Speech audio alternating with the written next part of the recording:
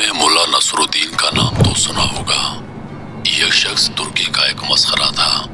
जिस तरह हमारे यहाँ मुल्ला दो प्यासा और शेख चिल्ली के लतीफ़े मशहूर हैं, इसी तरह तुर्की में मुल्ला नसरुद्दीन के लतीफ़े बड़े मज़े ले लेकर बयान किए जाते हैं। कहते हैं मुल्ला नसरुद्दीन यूं तो निहायत अक्लमंद और आलिम फाजिल शख्स था, मगर लोगों की इस्लाह और तफरीह के लिए बेवकूफ़ बना रहता और ऐसी ऐसी हरकतें करता कि लोग हंस हंस कर लोटपोट हो जाते। मुल्ला नसरुद्दीन के पड़ोस में एक मालदार यहूदी रहता था, जो इतना कंजूस था कि कभी किसी गरीब और मोहताज को एक पैसा ना देता। मुल्ला ने कई मर्तबा उसे समझाया कि खुदा ने तुम्हें दौलत अता की है, इसे गरीब और मुफलिस लोगों पर खर्च किया करो, लेकिन उसने मुल्ला की एक नसीहत ना सुनी। आखिरकार मुल्ला नसरुद्दीन ने उसे सजा देने के लिए एक तरकीब सोची। एक रोज सुबह सवेरे वो नमाज पढ़कर जोर जोर से दुआ मांगने लगा, या अल्लाह, अगर तू मुझे 1000 अशरफियों की थैली भेज दे तो मैं उसे मोहताजों पर सर्फ कर दूं, लेकिन अगर उसमें से एक अशरफी भी कम हुई तो हरगिज कबूल न करूंगा। यहूदी ने यह दुआ सुनी तो सोचा कि मुल्ला बड़ा ईमानदार बनता है, इसकी ईमानदारी आजमानी चाहिए। ये सोचकर उसने थैली में 999 अशरफियां भरी और ऐन उस वक्त जब मुल्ला नसरुद्दीन दुआ मांग रहा था, अशरफियों से भरी थैली उसके सहन में फेंक दी। मुल्ला नसरुद्दीन ने लपक कर थैली उठा ली और उसमें से अशरफियां निकाल कर गिनने लगा। कुल 999 अशरफियां थीं। मुल्ला ने खुदा का शुक्र अदा किया और कहने लगा, या अल्लाह, मैं तेरा शुक्रगुजार कि तूने मेरी दुआ कबूल फरमा ली। एक अशरफी कम है तो कोई बात नहीं, ये अशरफी फिर कभी दे देना। यहूदी ने जब मुल्ला नसरुद्दीन के ये अल्फाज सुने तो सख्त परेशान हो गया और दिल में कहने लगा, यह मुल्ला तो बहुत चालाक है, इसने धोखे से मेरी अशरफियां हथिया ली। वो भागा भागा मुल्ला के पास आया और कहने लगा, तुम बहुत बेईमान शख्स हो, लाओ मेरी अशरफियां वापस करो। तुमने तो कहा था कि 1000 में से एक अशरफी भी कम हुई तो वापस कर दूंगा, लेकिन अब तो 999 अशरफियों कबूल करने पर तैयार हो। मुल्ला नसरुद्दीन गुस्से से कहने लगा, तुम कौन होते हो मुझसे अशरफियां मांगने वाले? ये तो मेरे खुदा ने मुझे भेजी हैं, जाओ अपना काम करो। यहूदी सीधा काजी की अदालत में गया और मुल्ला के खिलाफ मुकदमा दायर कर दिया। काजी साहब ने यहूदी को हुक्म दिया कि मुल्ला नसरुद्दीन को बुला लाओ, अभी हम फैसला कर देंगे। यहूदी ने मुल्ला नसरुद्दीन के पास आकर कहा, चलो तुम्हें काजी साहब बुलाते हैं। मुल्ला ने जवाब दिया, तुम देख रहे हो कि मेरा लिबास फटा पुराना है, मैं इस कीमत पर जाने के लिए तैयार हूँ कि तुम मुझे अच्छे अच्छे कपड़े ला कर दो। यहूदी ने यह शर्त भी मंजूर कर ली और साफ सुथरे कपड़े लाकर मुल्ला को दे दिए। मुल्ला नसरुद्दीन ये बेशकीमत लिबास पहन चुका तो कहने लगा, मियां यहूदी, क्या इतना कीमती लिबास पहनकर पैदल ही काजी की अदालत में जाऊं?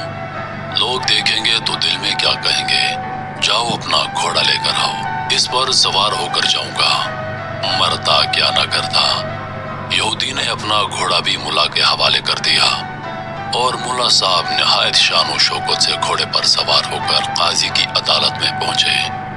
मुकदमा पेश हुआ। काजी साहब ने दोनों को गौर से देखा। मुल्ला नसरुद्दीन का कीमती लिबास और सवारी का घोड़ा भी उन्होंने देखा और यहूदी का लिबास और यह भी महसूस किया कि वो पैदल आया है। यहूदी ने जब सारा किस्सा सुनाया तो काजी साहब ने मुल्ला नसरुद्दीन से पूछा, मुल्ला साहब, तुम इसके इल्जाम का क्या जवाब देते हो? मुल्ला ने जवाब दिया, हुजूर, यह यहूदी मेरा पड़ोसी है और बड़ा झूठा शख्स है। अभी तो ये कहता था कि मैंने इसकी 999 अशरफियां हथिया ली हैं और कुछ देर बाद कहेगा कि ये लिबास जो मैं पहने हुए हूँ वो भी इसका है। ये सुनते ही यहूदी चिल्ला उठा, हाँ जनाब, ये लिबास भी मेरा है, मैंने इसे पहनने के लिए दिया था। मुल्ला ने कहा, सुन लिया काजी साहब आपने, ये लिबास भी इसका हो गया और अभी देखिएगा ये कह देगा कि घोड़ा भी इसका है। यहूदी गुस्से से चीख उठा, हाँ हाँ हुजूर, ये घोड़ा भी मेरा ही है, मुल्ला ने मुझसे सवारी के लिए मांगा था। काजी ने जब ये बातें सुनी तो यहूदी को डांट कर वहां से निकाल दिया और नसरुद्दीन रोता पीटता मुल्ला नसरुद्दीन के घर पहुंचा और उसकी बड़ी मिन्नत समाजत की। मुल्ला ने इस कीमत पर उसकी अशरफिया लिबास और घोड़ा वापस किया कि वो आधी अशरफियां गरीबों में बांट देगा और आइंदा भी नादार लोगों की मदद करता रहेगा। मुल्ला नसरुद्दीन के घर में बेरी का एक दरख्त था जिस पर बड़े मीठे बेर लगते थे। वो उन्हें देख देख कर बड़ा खुश होता और बड़े फख्र से कहा करता कि सारी दुनिया में इतने बड़े और मीठे बेर कहीं नहीं होंगे। एक रोज उसने अच्छे अच्छे बेर छांट कर एक थाली में सजाए, थाली सर पर रखी और बादशाह के महल की तरफ चल दिया कि जाकर उसे तोहफा दे दे। रास्ते में बेरों ने थाली के ऊपर लड़कना और नाचना शुरू कर दिया। मुल्ला को बार बार थाली का तवाज़ुन दुरुस्त करना पड़ता, मगर बेर थे कि नचले ना बैठते, कभी इधर को लड़कते तो कभी उधर को। मुल्ला बेरों की शरारत से तंग आ गया और एक जगह रुक कर कहने लगा, कमबख्तो, अगर तुमने नाचना और लड़कना बंद ना किया तो मैं तुम सबको हड़प कर जाऊंगा। ये कहकर उसने एक मर्तबा फिर तरतीब से बेरों को रखा और थाली सर पर रखकर आगे चल पड़ा, लेकिन बेरों ने फिर थरकना शुरू कर दिया। अब तो मुल्ला को बड़ा देश आ गया। रास्ते ही में एक दरख्त के नीचे बैठ गया और कहने लगा, अच्छा कमबख्तो, तुम यूं ना मानोगे, लो अब तमाशा देखो। ये कहकर उसने एक एक करके बेरों को खाना शुरू कर दिया।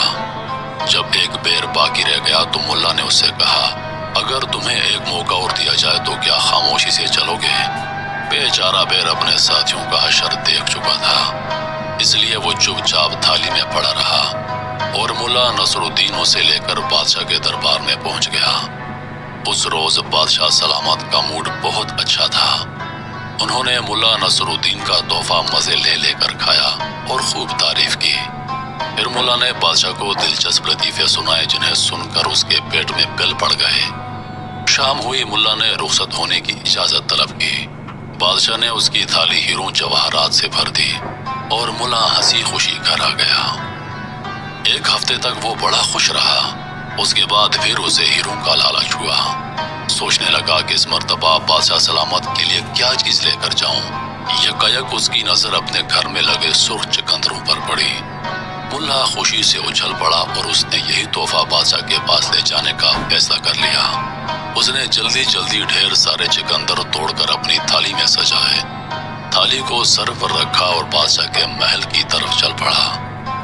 रास्ते में उसे एक दोस्त मिला जिसका नाम हसन था। उसने पूछा, मुल्ला साहब, इतने शानदार चकंदर तुम किस लिए ले जा रहे हो? बादशाह सलामत को तोहफे में देने के लिए। तोहफा और वो भी चकंदरों का? मुल्ला जी, तुम्हारा दिमाग तो नहीं चल गया? हसन ने कहा, क्यों, क्या हुआ? क्या चकंदर बादशाहों को तोहफे में दिए जाने के लायक नहीं? मुल्ला ने पूछा। ये कहकर उसने चकंदरों को गौर से देखा। अब उसे महसूस हुआ कि बाकी चकंदर इस काबिल नहीं कि बादशाह को तोहफे में दिए जा सके। उसने हसन से पूछा, भाई तुम ही बताओ, मैं इनके बजाय और क्या चीज लेकर जाऊं? इंजीर ले जाओ, पके हुए रसदार। अरे वाह, ये तो तुमने खूब बताया। मुल्ला ने कहा, गजब खुदा का, मुझे पहले क्यों ख्याल न आया कि बादशाह के पास इंजीर ले जाने चाहिए। वो उल्टे पांव बाजार की जानिब चला और एक दुकानदार से चकंदरों के एवज पक्के पक्के रसदार इंजीर ले लिए। अब सुनो, उस रोज बादशाह सलामत का मिजाज बहुत गर्म था। दरबारी अमीर और वजीर सब सहमे हुए थे। मुल्ला हस्बे मामूल उछलता कूदता बादशाह के सामने पहुंचा और थाली उसके आगे रख दी। क्या है इसमें? बादशाह ने कर्जदार होकर पूछा। हुजूर, इंजीर है, आपके लिए लाया हूँ, जरा चख कर तो देखिए। बादशाह के गुस्से का पारा और गर्म हो गया। उसने कड़क कर सिपाहियों को आवाज दी और उन्हें हुक्म दिया, ये सब इंजीर मुल्ला के फेंक फेंक कर मारो और खूब जोर से मारो। मुल्ला ने यह हुक्म सुना तो सर पांव पर रखकर भागा, लेकिन सिपाहियों ने उसे पकड़ लिया और इंजीर मार मार कर उसका मुंह सजा दिया। जब इंजीर खत्म हो गए तो सिपाहियों ने उसे छोड़ दिया और वो तीर की तरह वहां से रफू चक्कर हो गया। रास्ते में मुल्ला को हसन मिला। मुल्ला फौरन उसके गले से लिपट गया और कहने लगा, प्यारे भाई, अगर मैं तुम्हारी नसीहत ना मानता तो मेरी हड्डी पसली एक हो जाती। खुदा तुम्हें जज़ाए खैर दे। حسن نے ملا کی یہ حالت دیکھی تو اسے سخت تعجب ہوا اور کہنے لگا، آخر کچھ تو بتاؤ، کیا واقعہ پیش آیا؟ ارے بھائی بس بال بال بچ گیا، خدا تمہارا بھلا کرے، میں نے تمہاری نصیحت مان لی۔ کون سی نصیحت؟ حسن نے جھنجھلا کر پوچھا۔ ارے بھائی وہی چکندروں کے بجائے انجیر لے جانے کی۔ اف خدایا، اگر میں وہ بڑے بڑے لوہے جیسے سخت چکندر لے جاتا اور بادشاہ کے سپاہی وہ مجھ پر پھینکتے تو سچ مانو میرا تو کچھ عمر نکل جاتا۔ خدا کا لاکھ لاکھ شکر ہے کہ میں نے تمہاری رائے پر عمل کیا، ورنہ چکندر توبہ توبہ پیارے بھائی، اللہ تمہیں اس کا اجر دے۔ محترم ناظرین، امید کرتا ہوں کہ ویڈیو آپ دوستوں کو پسند آئی ہوگی۔ مزید ایسی ویڈیوز دیکھنے کے لیے ہمارے چینل کو سبسکرائب کر دیں۔ انہی لفظوں کے ساتھ اجازت چاہوں گا، اس امید کے ساتھ کہ سانسوں نے وفا کی، تو اگلی بار ایک اور ویڈیو لے کر آپ کی خدمت میں حاضر ہوں گا۔ تب تک کے لیے خدا حافظ۔ اللہ پاک آپ سب کا حافظ و نگہبان۔ ہنستے رہیے اور ہمیشہ مسکراتے رہیے۔